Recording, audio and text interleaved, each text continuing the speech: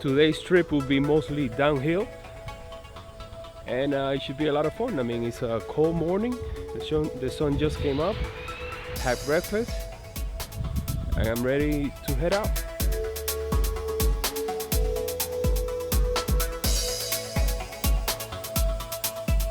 Only 790 kilometers to Santiago.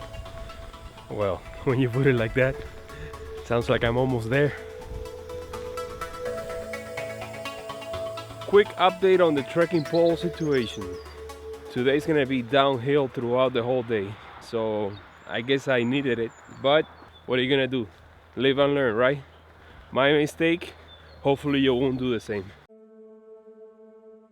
See, the great thing about El Camino is that you don't need to carry all the supplies with you. I mean, they have supermarkets like this one where you can just get what you need for the day.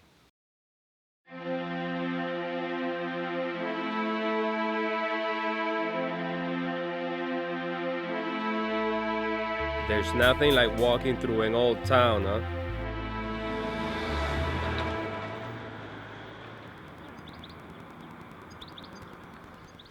These tree formations are typical of the area. I saw them in France, and now I see them here.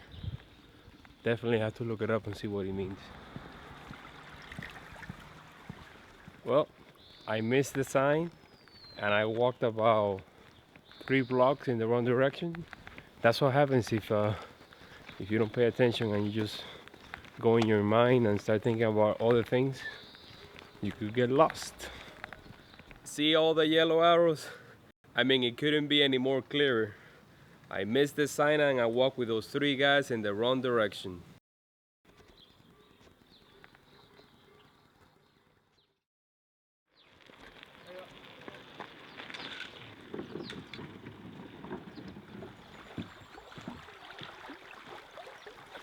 Listen to that sound.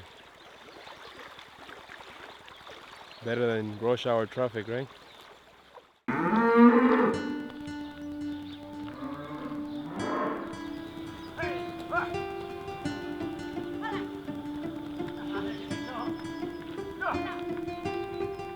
The wind started to pick up, getting a bit chilly out here, so I did what I should have done yesterday, and that is taking out the buff. I'm also hanging my down jacket over my neck. I find it easier to control my core temperature. If I feel like I'm about to sweat, I'll just pull it over my head.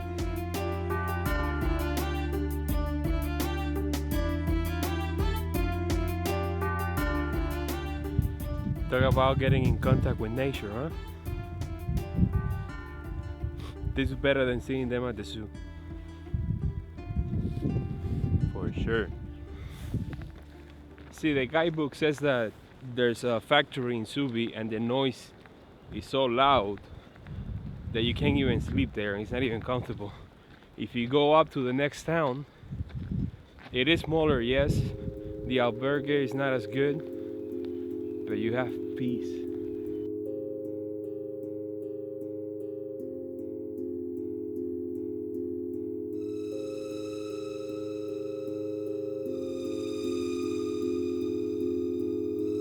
The San Bartolome Church was originally built in the 17th century, and in 1850, 2 additional chapels were added.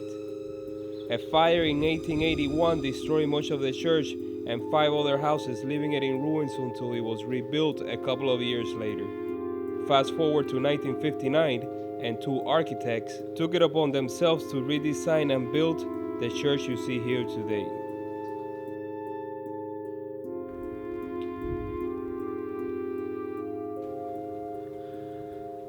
You have no idea how much I'm gonna miss the forest when I get to the plains of Castilla and León.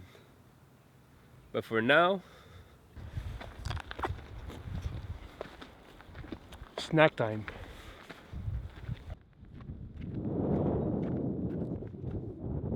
It doesn't happen often, but when it does, it's the best. Whenever you find yourself alone on El Camino, it's the best feeling in the world.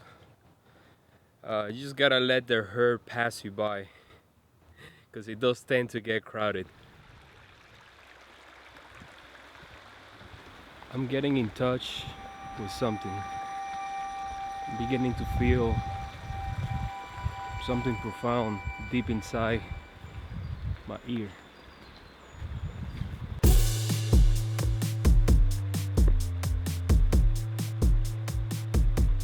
Okay, I'm probably gonna regret this. Oh my god, it's freaking cold. Okay, that woke me up. So after taking care of my feet, some hot spots, and preventing some blisters, I get to the town on a very windy afternoon. So leaving the town of Vizcarreta on my way to Linzoain, which is about an hour and 15 minutes away. I had lunch in this town, talked to a few people, stopped by the supermarket and got something very important. I got a spare battery for the microphone.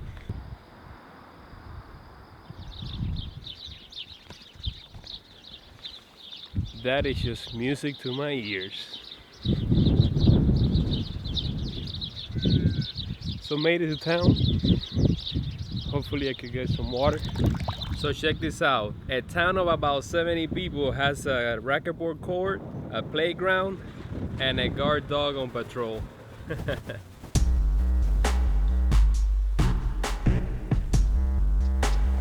When you gotta go, you gotta go. Well, that kind of looks like a fist. I don't know. I may just be starting to see weird things in the forest. So when the border patrol at the airport asked me if I've been in contact with farm life, what should I say? Hell yeah!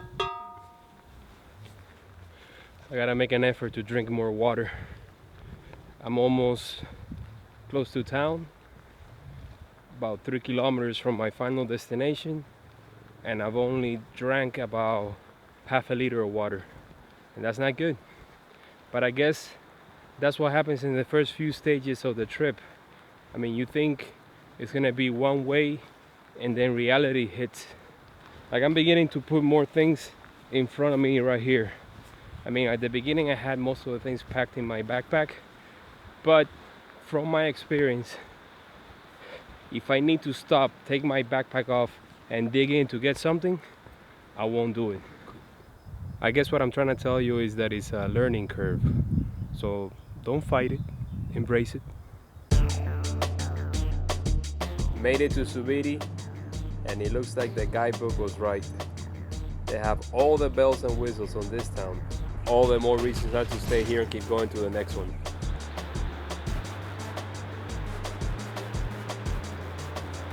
The bridge did not disappoint. Look at that thing.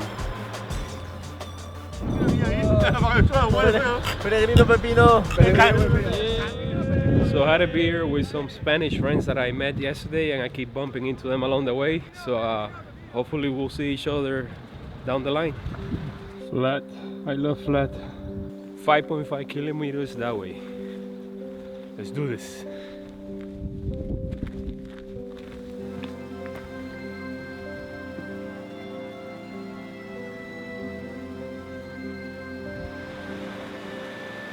Waterfall. Nice. Oh my god, look at this. Could it work? Well, so far it seems to be doing the trick. Y la rats. I do need water. Thank you. So the year is 1917. I'm sure that pipe is in good condition. Let's try it out.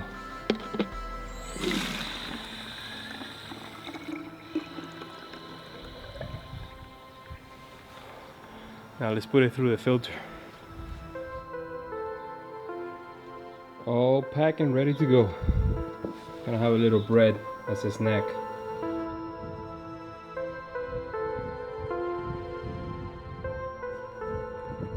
By the way, the water tastes great, especially when you're thirsty. That is the life. Finally made it to town. It's time to find an albergue and take a much deserved shower.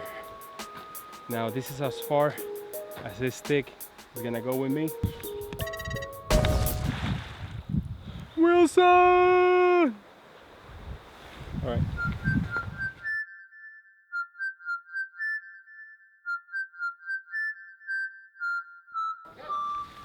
I have not seen a single person in the last hour, and it felt great. I mean, I saw some horses, cows, ducks, and a cat, but other than that, it was all El Camino and me.